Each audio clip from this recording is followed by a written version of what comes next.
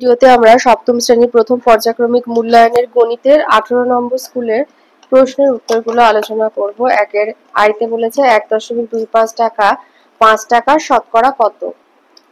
তো লিখবে 1.25 টাকা 5 টাকার অংশে প্রকাশ করে পাই 1.25/5 অংশ 1.25/5 অংশ, আর শতকরা প্রকাশ করলে 1.25 গুণ 100/5।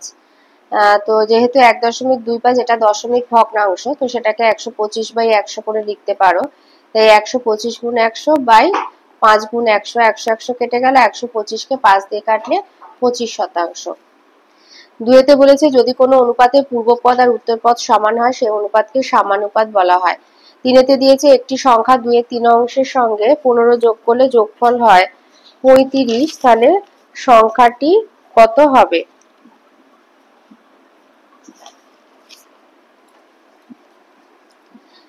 তো সংখ্যাটি হবে 35 বিয়োগ 15 ভাজিতক 2 এর 3। 35 থেকে 15 বিয়োগ করলে হয় 20, আর ভাগটা হয়ে যাবে গুণ, 2 এর 3টা উল্টে গিয়ে হবে 3 এর 2, মানে 2 এর 3 এর অনন্যক হবে 3 এর 2। 20কে 2 দিয়ে কাটলে 10, 10 আর 3 গুণ করলে হবে 30, তাহলে সংখ্যাটি হচ্ছে 30। তার মানে বিয়ের দাগের অ্যান্সারটা। 4এতে দিয়েছে 5:7 সমানুপাত 25, এটা চতুর্থ পদ। তো বলেছে শূন্য স্থানের সংখ্যাটি কত হবে, মানে চতুর্থ পদ কত কি হবে আর কি। তো চতুর্থ পদ সমান দ্বিতীয় পদ গুণ তৃতীয় পদ বাই প্রথম পদ। তাহলে দ্বিতীয় পদ হচ্ছে 7, তৃতীয় পদ 25, আর প্রথম পদ হলো 5। এই যে প্রথম দ্বিতীয় তৃতীয়, তাহলে দ্বিতীয় পদ 7, তৃতীয় পদ 25, প্রথম পদ হচ্ছে 5। 25কে 5 দিয়ে কাটলে হয় 5, আর 5 সাথে হবে 35, তাহলে ফাঁকা জায়গাটা ফাঁকা স্থানে বসবে 35। 5-এ দিয়েছে 2 to the power 5 into 2 to the power 7 by 2 to the power 5 whole square এর মান কত। আচ্ছা, এখানে সূচকের ক্ষেত্রে মানে গুণের ক্ষেত্রে সূচক যোগ হয়, তো 5 আর 7 যোগ করে এটা, তাই 2 টু দি পাওয়ার 12, আর এই 5 আর 2 গুণ করে 2 টু দি পাওয়ার 10। আর ভাগের ক্ষেত্রে সূচক বিয়োগ হয়, তাই 12 থেকে 10 বিয়োগ হলে হবে 2, তাই 2 স্কোয়ার সমান 4। 6-তে দিয়েছে -25 a square b c square K -5 abc দ্বারা ভাগ করলে ভাগফল কত হবে। তো এইভাবে ভগ্নাংশের মতো লব-হরের আকারে সাজিয়ে নেবে। সাজিয়ে নিলে মাইনাসে মাইনাসে কেটে যাচ্ছে, ভাগের ক্ষেত্রে মাইনাসে মাইনাসে প্লাস হয়ে যায়।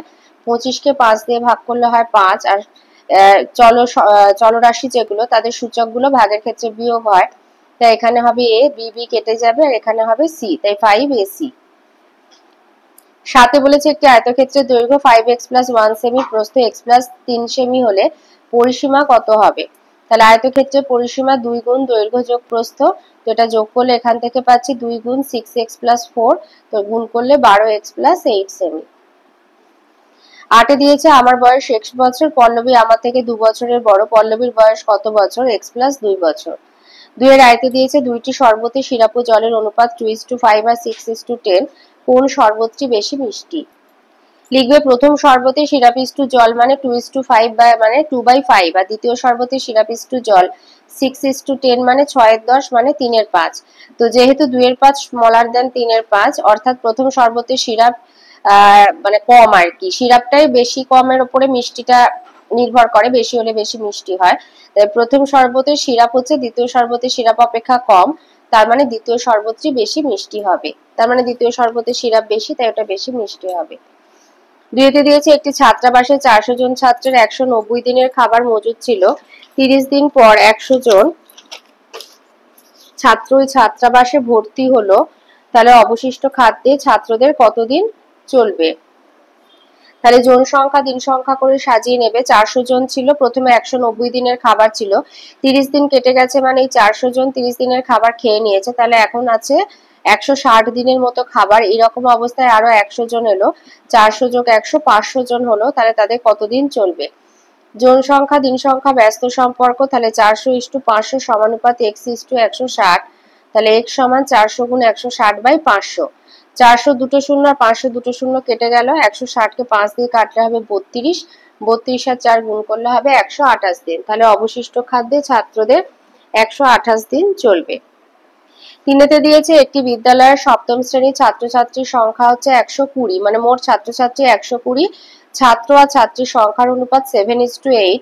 যদি আরো 4 জন ছাত্র আর 6 জন ছাত্রী ওই শ্রেণীতে ভর্তি হয় তবে ছাত্রছাত্রীর সংখ্যা নতুন অনুপাত কি হবে? তাহলে মোট ছাত্রছাত্রী হচ্ছে 120 জন আর অনুপাত হচ্ছে 7:8। তাহলে ছাত্র আছে 120 গুণ 7 এর 15, 15 8 এ 120, তার মানে 56 জন ছাত্র, আর ছাত্রী হচ্ছে 120 গুণ 8 এর 15, তার মানে 8 8 এ 64 জন হচ্ছে ছাত্রী। এবার আরো 4 জন ছাত্র আর 6 জন ছাত্রী ভর্তি হয়েছে, তাহলে এখন নতুন ছাত্র হলো 56 যোগ 4 মানে 60 জন, আর নতুন ছাত্রী 64 যোগ 6 70 জন। তাহলে ছাত্রছাত্রীর সংখ্যার অনুপাত হবে 60:70 মানে 6:7।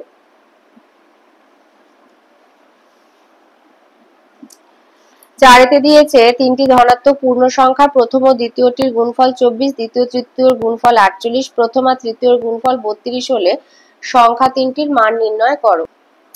তো লিখবে ধরি সংখ্যা তিনটি এক্স ওয়াই জেড, তাহলে এক্স ওয়াই সমান 24 সেটা 1 নম্বর সমীকরণ, ওয়াই জেড 48 সেটা 2 নম্বর, আর এক্স জেড হচ্ছে 32 সেটা 3 নম্বর। এবার 1 নম্বর 2 নম্বর 3 নম্বর গুণ করে পাই X Y into Y Z into X Z সমান 24 গুণ 48 গুণ 32, তার মানে X square Y square Z square সমান 24 গুণ 48 গুণ 32, তাহলে root X square Y square Z square সমান, এটারও বর্গমূল বার করব, তাহলে 48 মানে 24 দুগুণে 48 আর 32 দুগুণে হয় 64, তাই 24 গুণ 24 গুণ 64, 64 মানে 8 গুণ 8, তাহলে 24 গুণ 24 গুণ 8 গুণ 8, তো এখান থেকে এক্স ওয়াই জেড সমান হবে 24 গুণ 8 192। তো এক্স ওয়াই জেড মানে হচ্ছে তিনটি সংখ্যার গুণফল।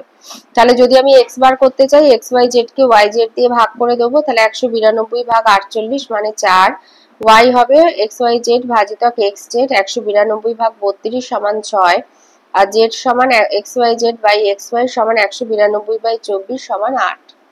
তাহলে সংখ্যা তিনটি হবে 4 6 আর 8। 5-এ দিয়েছে 9000 টাকা তিন বন্ধুর মধ্যে এমন ভাগে ভাগ করে দাও যে প্রথম বন্ধু যা পায় দ্বিতীয় বন্ধু তার দ্বিগুণ পাবে, আর তৃতীয় বন্ধু প্রথম দুই বন্ধুর প্রাপ্য টাকার অর্ধেক পায়, কে কত টাকা পেল হিসাব করে দেখাও। তো লিখবে যে ধরি তিন বন্ধু, তো ধরি এ পায় হচ্ছে 1 টাকা, এ জায়গা প্রথম বন্ধু লিখতে পারো, বি পাবে 2 গুণ 1 টাকা, বি মানে দ্বিতীয় বন্ধু, আর সি মানে তৃতীয় বন্ধু, 2 যোগ 1/2 মানে 3 এর 2 টাকা। তাহলে এবারে প্রথম দ্বিতীয় তৃতীয় বন্ধুর প্রাপ্ত টাকার অনুপাত 1:2:3 এবার পূর্ণ সংখ্যা নিয়ে গিয়ে হবে 2:4:3। যেহেতু এর হর 2 আছে তাই প্রত্যেকটাকে 2 দিয়ে গুণ করে দেবে। মোট টাকা এবার হচ্ছে 9000 টাকা, তাহলে প্রথম বন্ধু পাবে, এ না লিখে প্রথম বন্ধু লিখবে, প্রথম বন্ধু পাবে 9000 গুণ 2 এর 9 কাটাকুটি করলে 2000 টাকা, বি মানে দ্বিতীয় বন্ধু পাবে 9000 গুণ 4 এর 9 4000 টাকা, আর সি মানে তৃতীয় বন্ধু পাবে 9000 গুণ 3 এর 9 মানে 3000 টাকা। 6-তে দিয়েছে এ বি সি ক্রমিক সমানুপাতে থাকলে এ বি সি এর মধ্যে সম্পর্ক হবে বি স্কয়ার সমান এসি। 7-এ বলেছে তিনটি ক্রমিক সমানুপাতি সংখ্যার প্রথম পদ হলো 9, দ্বিতীয় পদ 6, তৃতীয় পদ কত হবে? তাহলে তৃতীয় পদ সমান দ্বিতীয় পদের হোল স্কয়ার ভাজিতক প্রথম পদ, তাই 6 স্কয়ার বাই 9, 6 স্কয়ার মানে 36/9 সমান হলো 4। 3-এর আইতে বলেছে -10 টু দি পাওয়ার x সমান 1 হলে x এর মান কত? -10 টু দি পাওয়ার x সমান 1টাকে আমরা লিখতে পারি -10 টু দি পাওয়ার 0, তাহলে x সমান হবে 0।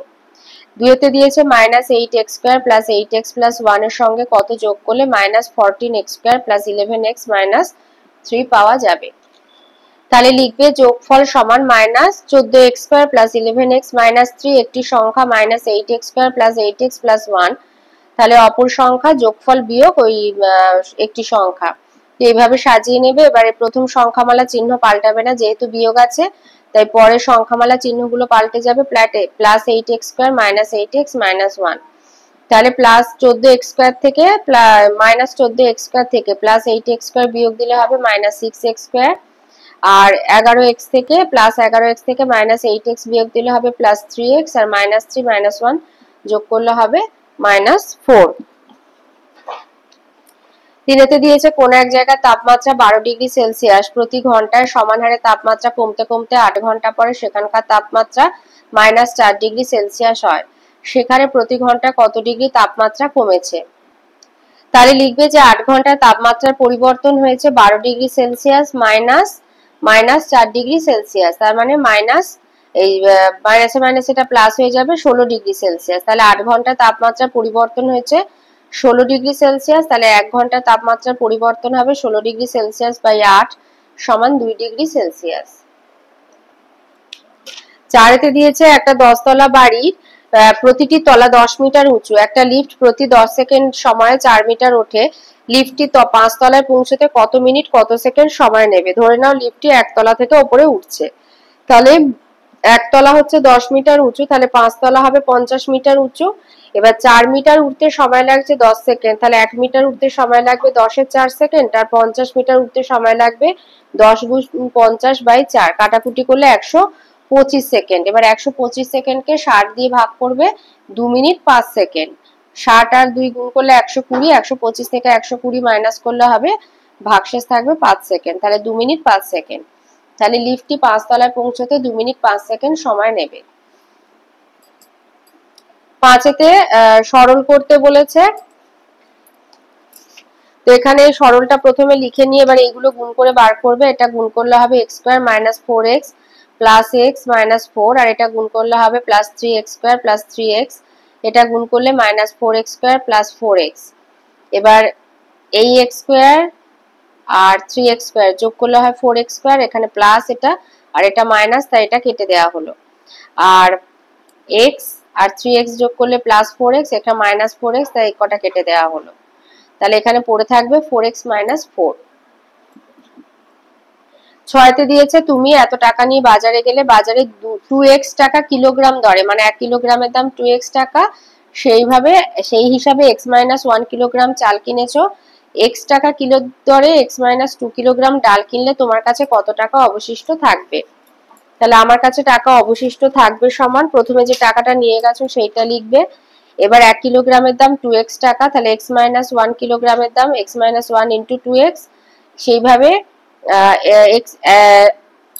1 কিলোগ্রামের দাম x টাকা, x মাইনাস 2 কিলোগ্রাম ডালের দাম হবে তাহলে এই টাকাটা।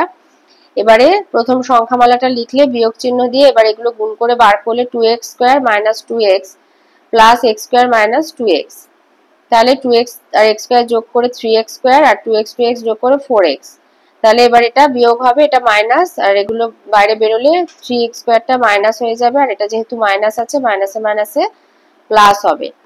তাহলে এবারে দেখো 3x স্কয়ার একটা প্লাস একটা মাইনাস কেটে গেল, 4x একটা মাইনাস একটা প্লাস কেটে গেল, তাহলে শুধু 1, তার মানে তোমার কাছে আর 1 টাকা অবশিষ্ট থাকবে।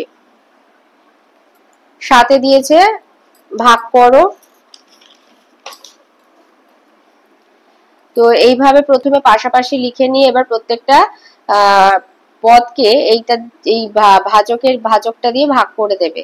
মাইনাসে মাইনাসে প্লাস হবে, 6 কে 2 দিয়ে ভাগ করলে 3, আর সূচকগুলো বিয়োগ হয়ে হবে 3mnt। এটা প্লাস মাইনাসে মাইনাস হবে, 8 কে 2 দিয়ে কাটলে হবে 4, এটা পুরোটা কেটে যাবে। এটা মাইনাসে মাইনাসে প্লাস, 10 কে 2 দিয়ে কাটলে 5, আর n কেটে যাবে, আর বাকি সূচকগুলো বিয়োগ করা হবে m স্কয়ার t স্কয়ার। এবার সাজিয়ে নিতে পারো। 4 আয়তে দিয়েছে স্কেল ও পেন্সিল কম্পাসের সাহায্যে 75 ডিগ্রি কোণ আঁকো। তো 75 ডিগ্রি আঁকতে গেলে আমাদের 90 ডিগ্রি কোণ আঁকতেই হবে। তো 90 ডিগ্রি কোণ আঁকা তোমরা শিখে গেছো। 90 আর 60 এর মাঝখানে যে গ্যাপটা থাকে ওখানে 30 ডিগ্রি কোণ থাকে, ওইটাকে সমদ্বিখণ্ডিত করলে পাবো 15, 15 আর 60 যোগ করলে হবে 75। এই হলো 90। এবার 90 আর এই 60 এর মাঝে এইটুখানিকে আমাদের সমদ্বিখণ্ডিত করতে হবে, তাহলে 60 আর 15 যোগ করলে 75 ডিগ্রি কোণ। এটাকে এভাবে সমদ্বিখণ্ডিত করবে।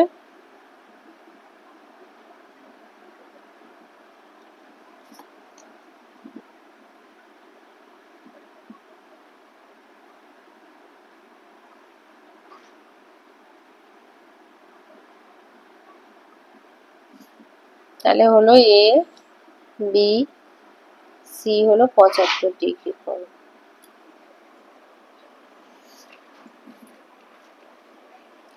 4-2 বলেছে স্কেল ও পেন্সিল কম্পাসের দ্বারা এবি রেখাংশের এ বিন্দুতে 90 ডিগ্রি কোণ আঁকো, কোণ দুটিকে সমান দুভাগে ভাগ করো, নামকরণ করবে, নাম দিতে হবে শুধু।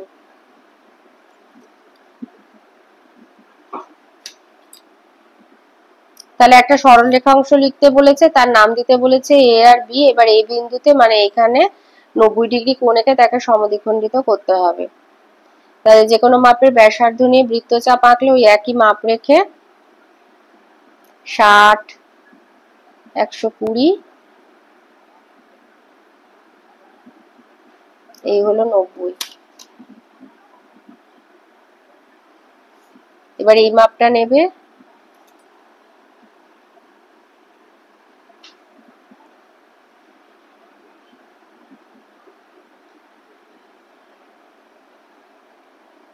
এই হচ্ছে সমদ্বিখণ্ডিত করলে।